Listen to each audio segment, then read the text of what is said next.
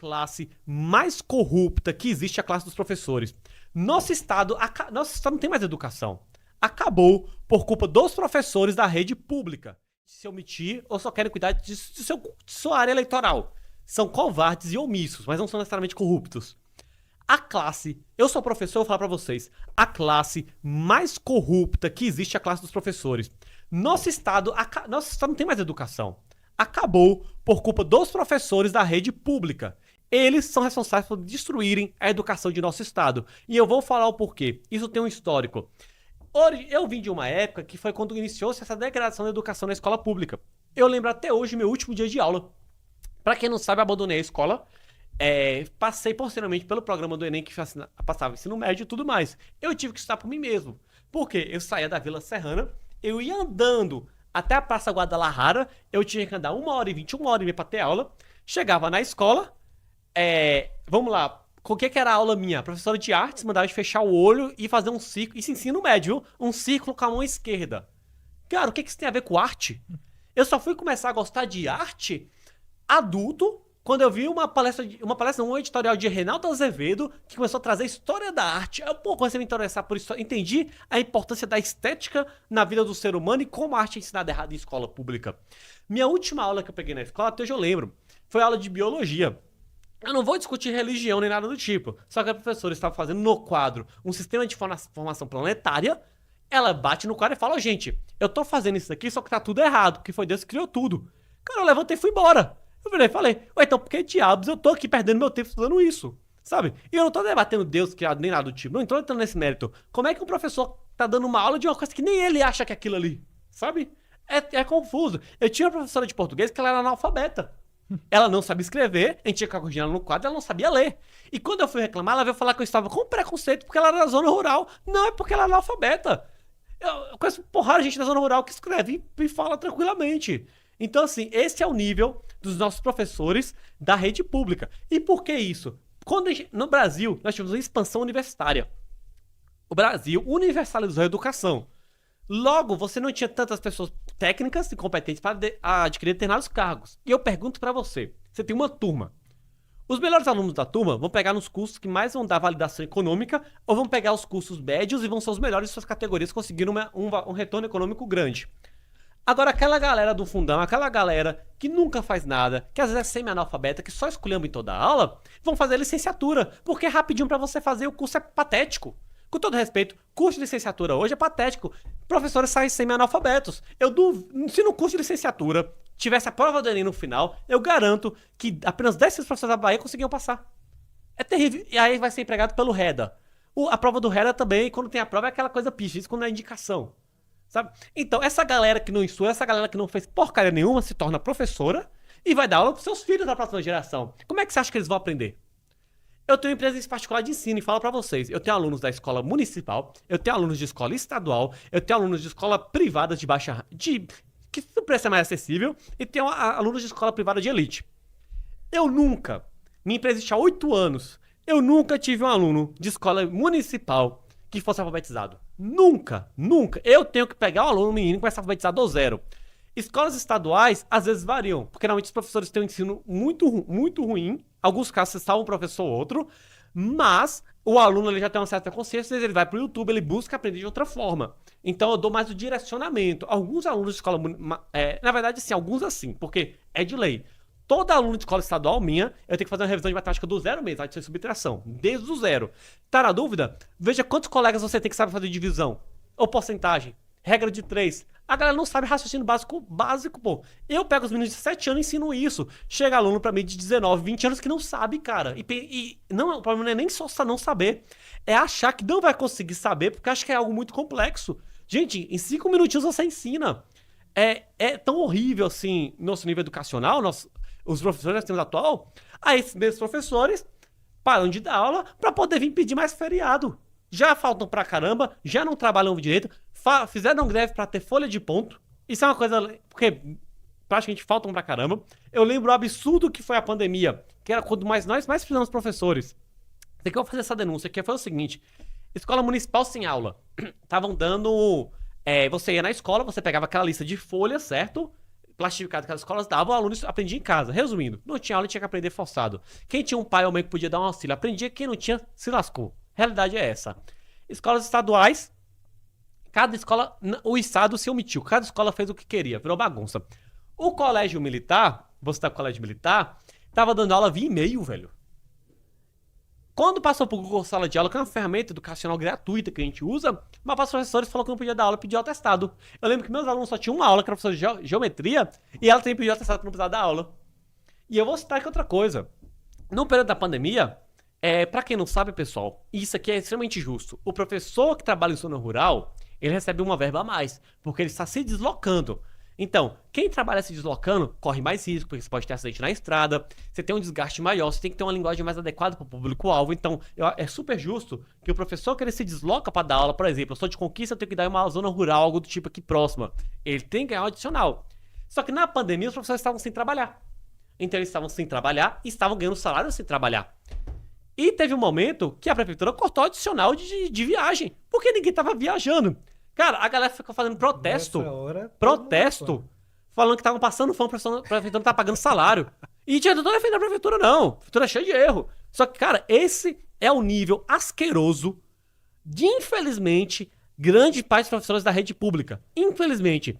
E nós temos bons professores, sim. Eu vou lembrar até de uma que chama Ana Valéria, que foi professora minha de português. É assim, eu posso ter desacordos com ela em relação à metodologia de ensino, porque ela queria fazer muito por turmas que não estavam qualificadas a aprender. E ela deveria ter compreendido isso. Mas toda aula ela trazia poesia pra gente. Ela trazia métodos de ensino pra nos apaixonar pela língua. Infelizmente, eu cometi o erro de não reconhecer isso no período que ela dava aula. E às vezes assim, eu via ela muito triste na escola, porque ela tava tendo um problema que veio de outros professores lá atrás que mal acostumaram os alunos. Então, assim, normalmente a gente fazia as coisas dela na aula porque a gente via que ela ficava muito decepcionada quando a gente não conseguia. E isso influenciou. Hoje eu falo, doutora Ana Valéria, se hoje eu estudo poesia, se hoje eu estudo português e amo nossa gramática, é por causa da senhora. Falo mesmo. Porque eu vi o esforço da senhora todos os dias em trazer pra gente o que realmente é o português e a beleza de nossa língua. Eu só acho que a senhora tentava muito pro pessoal que precisava voltar da base, sabe? Eu tinha que voltar da base pra poder compreender aquilo ali. Mas de resto, eu sou super grato. Agora eu te pergunto pra vocês, eu tive quase mais de 10 professores de português. Ela foi a única que eu vi se interessar em fazer isso. Professor de matemática, eu só tive um. Outros nem iam dar aula. Eu estudei em escola pública. E não vou citar nomes, mas tinha uma professora de matemática que a gente tinha que corrigir ela, que ela não sabia dar aula. Ela não sabia fazer conta. E era professora de matemática de ensino médio, cara.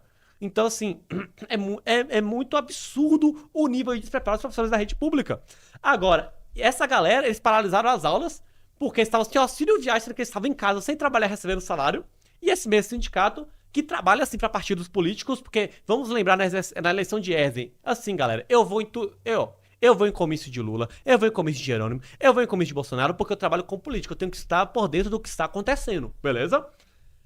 Nos comícios de Erzen, o sindicato dos professores usou a Navan para poder atrapalhar o comício. Tipo assim, nenhum respeito pela democracia, é esculhambação total.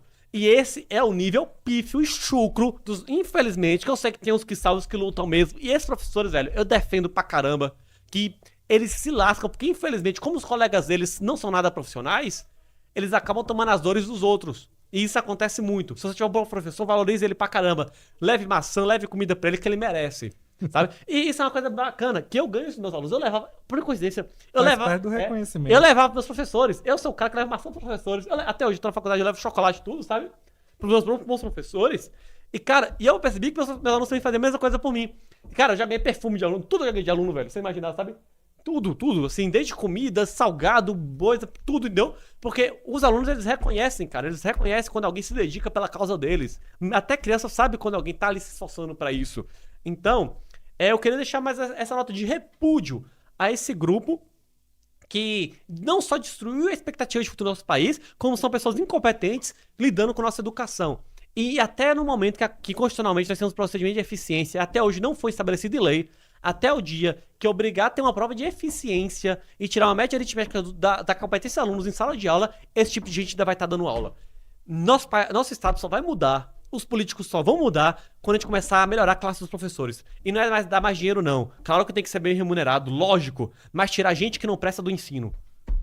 Sem dúvida nenhuma, você tocou um ponto importantíssimo aí, Bruno, que é a questão da contaminação que os maus profissionais fazem no trabalho de quem realmente quer ensinar, quer educar. A gente vai ter aí uma situação que eu tenho por experiência própria, minha mãe é professora da rede pública aqui da cidade, e é uma situação que diversos e diversos alunos chegam no quarto, no quinto ano do ensino fundamental, sem nenhum critério de alfabetização. Ou seja, a gente tem aí essa política de aprovação automática, que para mim é um câncer na nossa educação, que vai garantindo com que o trabalho ruim de profissionais que não se dedicam à sua atuação, não estão preocupados ali realmente em ensinar, em passar o conteúdo para o aluno, estão simplesmente preocupados em cumprir metas. E aí que entra esse erro aí que eu acho, para mim, eu tenho que é um erro de critério de avaliação do IDEB. Se a gente tem que avaliar o desempenho do ensino no nosso país, a gente tem que fazer uma prova como o Enem, que avalia o ensino médio, que realmente avalia, num critério geral, se aquele aluno que sai da escola A, da escola B, ele aprendeu os conteúdos e ele é capaz de aplicar aquilo na prática, em situações de interpretação, de lógica. O IDEB, ele valoriza a aprovação, o fluxo escolar. Isso é terrível. Essa é uma política adotada, inclusive, pelo nosso governador, Jerônimo Rodrigues, que quando foi secretário da Educação na pandemia, ordenou que os professores passassem automaticamente alunos que nem sequer iam nas aulas. Ou seja, não é aquele aluno que não está estudando para a prova, que não se dedica, é aquele cara que não está indo para a escola, apareceu 1, 2 vezes no ano, essa pessoa foi aprovada e vai terminar a escola, vai receber o diploma. Qual é o preparo que essa pessoa tem para entrar no mercado de trabalho, para enfrentar a vida, para exercer sua cidadania, votar? E a gente chega na situação, hoje, se a gente for analisar a Bahia, a gente tem uma situação aí, segundo o IBGE, de 12,5% da nossa população vivendo aí abaixo da linha da extrema pobreza. Ou seja, mais de 10% da população da Bahia vive com menos de R$ 150 no mês. E aí eu te pergunto, nessa situação, como é que a educação, que é base para mudar essa realidade, vai gerar um resultado se a gente tem um ensino que privilegia você enganar o sistema de avaliação, passando os alunos automaticamente, empurrando o problema com a barriga para receber recurso, para dizer que está cumprindo alguma coisa? Isso não é educação, isso é enrolação, isso é mentir para os alunos, para a família e para a sociedade que banca. Quem está bancando a educação pública, quem paga o salário desses professores que muitas vezes estão querendo folga, estão querendo passar o aluno sem ter o trabalho nenhum de ensinar, somos nós. Todo dia eles estão recebendo, a escola está gerando custo, porque a educação é extremamente importante para o futuro de um estado. E o que acontece? Eles são passados automaticamente, esse dinheiro é jogado no lixo. Depois a gente tem uma massa de miseráveis que não conseguem arrumar um bom emprego, não ajudam a atrair investimentos para o nosso estado, porque se você é um empresário, por que você vai investir na Bahia com a população que sai do ensino médio analfabeta funcional? E outra coisa, Vitor, a desculpa que eles usam é o seguinte: os alunos são mal educados de casa. Beleza, professor não é mãe e pai. Professor serve para dar ensino e não educação. Mas nós temos cursos de pedagogia e nós sabemos a realidade. Então você está me dizendo que os professores ficam 4, 5 anos na faculdade e saem sem saber como é que é a realidade de uma sala de aula? Gente, vocês acham que eu não tenho um aluno que é mal educado? Lógico que eu tenho. Agora, existe uma coisa que eu aprendi que é o seguinte: vamos pegar crianças primeiro. Você lida com crianças de duas formas. Primeiro, você impõe regras. Segundo, você usa correção para fazer elas seguir. No meu reforço escolar, todo mundo ali é o anjo. Eu já tive alunos que quebravam cadeira e mesa na escola, chegava para mim, comportamento perfeito. Porque sabe que comigo não tem onda. Você precisa saber educar uma sala de aula lotada. E isso tem que ser ensinado em curso de pedagogia, porque é a realidade. Então isso não pode ser mais usado como desculpa. Eu sei que necessariamente isso não é a obrigação do professor. Lógico, a obrigação seria que cada pai educasse bem os alunos e tudo mais. Todo mundo sabe disso. Só que não é a realidade. Como é que eu vou encarar a realidade? Então essa desculpa já não cola mais, sabe? Porque já faz décadas que a gente sabe como é que é a realidade de ensino, como é que é a realidade na educação. Então, isso além de você poder pronatar o problema, você quer fugir de sua responsabilidade. Vou fazer greve, não vou trabalhar, tô recebendo salário em dia, tô recebendo tudo em dia, mas eu não vou trabalhar porque eu quero uma folguinha a mais na semana. Sendo que, porra, só vou dar aula 4 dias na semana? Ainda tá ruim? Ainda vou faltar mais um dia? Faça meu favor. Quem faz isso não é professor não, viu, gente? A gente sabe o nome. E a questão aí, a gente vê um erro da classe dos professores e um erro claro de planejamento também do nosso estado. Se a gente for analisar a situação da Bahia, gente, é terrível. A gente tem no nosso estado, nesse momento, como você tocou, o ensino médio que é reprovado no IDEB, que já é mal avaliado, desde 2013. Nós temos há 6 anos aqui a avaliação no IDEB. Nós ficamos nas últimas 6 provas abaixo da meta. A Bahia não atinge a meta do IDEB, que já permite essa falcatrua de você obter um resultado melhor empurrando alunos que são mal instruídos para as próximas séries. Mesmo burlando o sistema, a gente tá em último, cara. Mesmo falsificando a nota, a gente tá em último, cara. Realmente muito grande. É ridículo, velho. E se a gente for olhar lá na ponta, o que acontece quando chega no final da escola? A gente observa essa realidade. A Bahia tem hoje a menor quantidade de jovens no ensino superior. A gente não consegue colocar os nossos jovens no ensino superior porque eles não são educados no ensino médio, vêm de uma formação ruim no ensino fundamental. E a gente vive uma realidade, como você colocou, de uma grande quantidade de pessoas que não estão nem estudando e não conseguem nenhuma oportunidade de trabalho. Agora, pessoal, sabe qual é o problema dessa falta de educação? Vou chamar de ignorância. O jovem que é ignorante, primeiro ponto, dificilmente ele vai saber que ele é ignorante. Ele vai viver a vida dele como todos nós. O problema é que essa pessoa ela vai ter uma vida indigna, porque ela vai ter mais dificuldade para resolver problemas, ela vai ter muito mais desafios do que uma pessoa que tem uma boa educação. E o pior não é ela ter esses desafios, que ela pode sim superar. O problema é que ela sim vai ter que sacrificar mais para superá-los, porque ela não vai saber pensar respostas mais fáceis para isso, entendeu? Então, assim, é um problema a longo prazo terrível que afeta diretamente a vida de cada cidadão.